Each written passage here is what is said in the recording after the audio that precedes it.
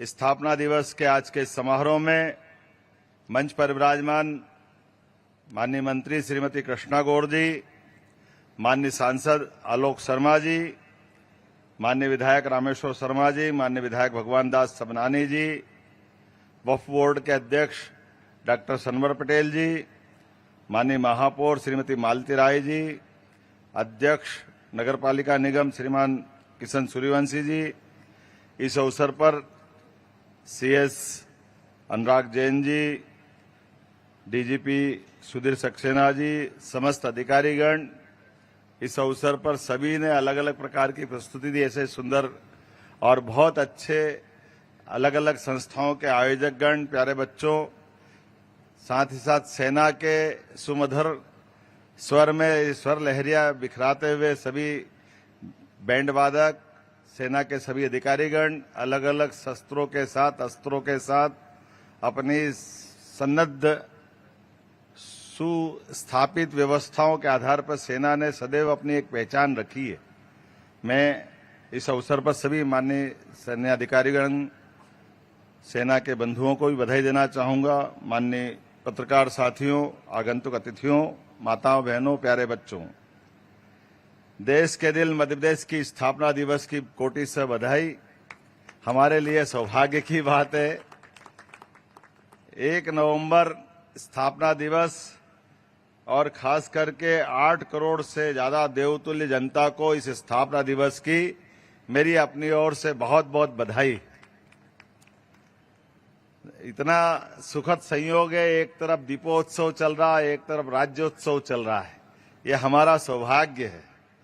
इस अवसर पर मेरी अपनी ओर से शुभकामना भी है और मंगल कामना भी है। हम सब जानते हैं दीपोत्सव की इस बेला में मध्य प्रदेश का 69वां राज्योत्सव हम मना रहे हैं। 5 दिन तक चलने वाले इस राज्योत्सव दीपोत्सव ने हमारी आनंद की सीमाओं को और बढ़ा दिया है। मैं खास करके 4 दिन के अंदर राज्योत्सव में जो होने वाले अलग अलग कार्यक्रम बनाए गए हैं, इसके लिए राज्य सरकार के सभी अधिकारियों को बधाई देना चाहूंगा। खास करके आज के ऐतिहासिक लाल परेड ग्राउंड पर सुबह मलखम के साथ हम अपना बल कौशल नव प्रतिभाओं के साथ दिखा रहा है, जो हमारी प्राचीन विधाओं से भी हमको जोड़ता है। एक सिंगल पोल के ऊपर अपने शरीर का बैलेंस, ये शरीर तो परमात्मा का दिया हुआ है, लेकिन परमात्मा के दिए प्रसाद को हम अपनी शरीर साधना से कितनी उत्कृष्ट स्थिति में ले जाते हैं। हमारे बालक और बालिकाओं ने उसका श्रेष्ठतम उदाहरण हमारे सामने प्रस्तुत किया है। मेरी अपनी ओर से एक बार फिर इन सब बच्चों को बधाई देता हूं।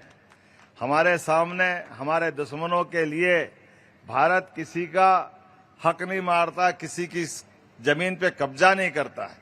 कि दुनिया में भारत एकमात्र देश ऐसा है जिसने अपनी सदैव इन मर्यादाओं का ध्यान रखा है, लेकिन मानवता में सदैव अपनी भूमिका निभाई है। ऐसे में यशस्वी प्रधानमंत्री के नेतृत्व में तीनों सेनाओं ने अपने उत्कृष्ट प्रदर्शन के साथ अपनी दक्षता सिद्ध की है, लेकिन इस गुणवत्ता को और बनाए रखने के लिए यशस्वी प्रधानमंत्री द्वारा लगातार ध्यान दिया जा रहा है। तो मैं आज के इस अवसर पर यशस्वी प्रधानमंत्री के उस भाव के लिए भी आपके माध्यम से उनको धन्यवाद देना चाहता हूं, जिन्होंने वो उस भाव के आधार पर देश की सीमाओं को भी सन्नद्ध किया है, सेनाओं को भी मजबूत किया है और दुनिया के अंदर भारत के बल कौशल पराक्रम के साथ साथ अपने मूल शांति भाव को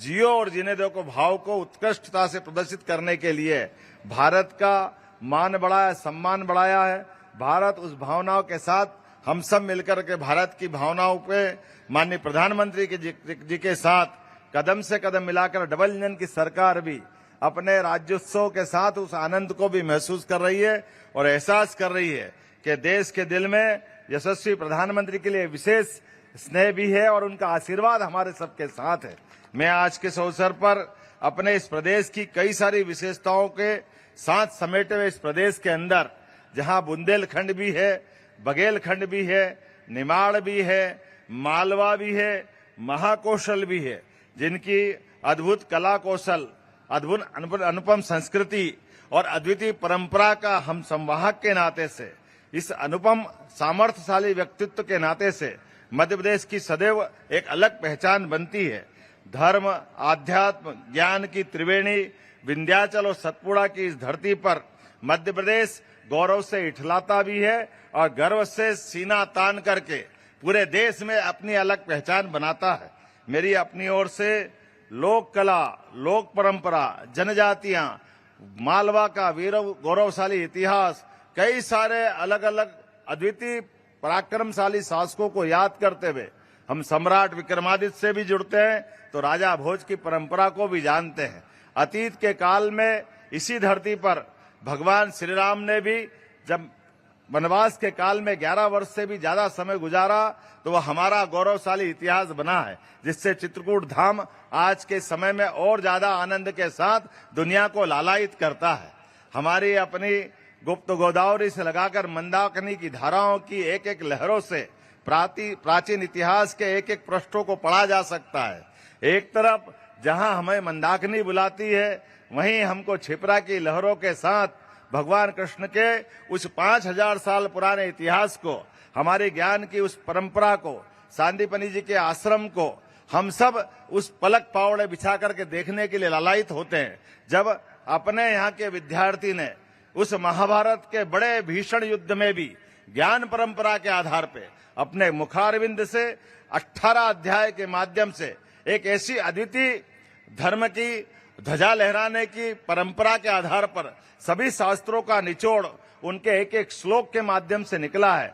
वो पवित्र गीता की जननी उज्जैनी है, मध्य प्रदेश है। हमें इस बात का गर्व है जो कर्म का ज्ञान हमको देती है। मैं आज के इस अवसर पर एक नहीं ऐसी कई विशेषता बता सकता हूँ, लेकिन चूंकि समय की सीमा है और हम सब जानते हैं कि आज आप सब हम कुल मिला करके त्योहारों के बीच अपना समय निकाल करके स्थापना दिवस के अवसर पर आए हैं, इसलिए परमात्मा की दया से आज जब हमें मध्य प्रदेश की सरकार के गठन के साथ जब ये मौका मिला है कि हमारा राज्योत्सव दीपोत्सव के साथ मनना चाहिए, तो मैं आज ये भी जानता हूँ 500 साल के इस गौरवशाली इतिहास का आज क्षण है जब मध्य प्रदेश में हम यहाँ राज्योत्सव मना रहे हैं और अयोध्या के किनारे जो 500 साल पहले 2000 साल पहले जो विराट एक मंदिर की नींव रखी गई थी सम्राट विक्रमादित्य द्वारा, काल के प्रवाह में आतताइयों ने हमारे उस गौरवशाली प्राचीन भव्य 84 काले कसौटी के खंबे वाला वो मंदिर को ध्वस्त किया था, लेकिन हमने वो ध्वस्तता के उस चिन्हों को मिटाने के लिए 500 साल का धीरज रखा है। उस 500 साल के धीरज के बाद भगवान की दया से, सुप्रीम कोर्ट के निर्णय से और यशस्वी प्रधानमंत्री की मौजूदगी में जब भगवान राम मुस्कुरा रहे हैं तो हमें विक्रमादित्य भी याद आ रहा है और भगवान का गौरवशाली अतीत भी याद आ रहा है। और आज जब शाम के समय वहां दिवाली मनेगी, वह दिवाली 17 लाख साल पुराने उस इतिहास से हमको जोड़ेगी, जिसके कारण से इस देश के अंदर एक नया इतिहास भगवान राम ने रावण को मारने के बाद राम राज्य की स्थापना करते हुए दिखाया था। मुझे इस बात की प्रसन्नता है। मध्य प्रदेश की अगर बात करें तो मध्य प्रदेश अपने कई सारे विशेषताओं के साथ दुनिया में जाना जाता है। जहां ये देश की फूड बास्केट है, जहां सभी प्रकार के अन्न धन्य से संपन्न हमारी धरती है, तो सोयाबीन प्रदेश का गौरव भी हमारे साथ है और हीरा का प्रदेश भी है, बिजली का प्रदेश भी है, तो बाघ प्रदेश भी है। और अब हमारे लिए नया गौरव जुड़ा है चीता स्टेट का। मुझे इस बात की प्रसन्नता है, ऐसी कई उपमाओं को मैं याद करके गौरवान्वित होता हूं और हमारे प्रदेश की जनता भी गौरवान्वित होती है। स्वच्छता की बात आती है तो भारत में एक ही नगर ध्यान आता है जिसमें मध्य प्रदेश का गौरव बढ़ता है। लगातार 7 बार इंदौर ने स्वच्छता का गौरव नंबर 1 का नगर पाया है और स्वच्छता पूर्ण राजधानी में अगर स्थान मिलता है तो भोपाल को मिलता है और स्वच्छता स्टेट का नंबर आता है तो हम दूसरे नंबर आकर के इस बात का भी गौरवशाली ये तमगा हमारे सीने पे लहलहाता है, यह आनंद के साथ हमारी छाती चौड़ी करता है। मैं आज के इस अवसर पर हमारी सभी प्रकार की फसलों के साथ 7 बार कृषि कर्मण पुरस्कार भी हमने पाया है, तो सरबती गेहूं, सोयाबीन, चिन्नौर का चावल, इसका कोई मुकाबला नहीं। सभी प्रकार की सुविधाओं में मध्य प्रदेश आज एक अलग प्रकार से जाना जाता है, जहां लगभग हमारे पीछे एक इतनी सारी विशेषता जुड़ी है जिनके बारे में बात करूंगा तो थोड़ा समय कम पड़ेगा। और स्वास्थ्य के मामले में तो धन्वंतरी जयंती जब पूरे देश में मनाई जा रही थी और यशस्वी प्रधानमंत्री ने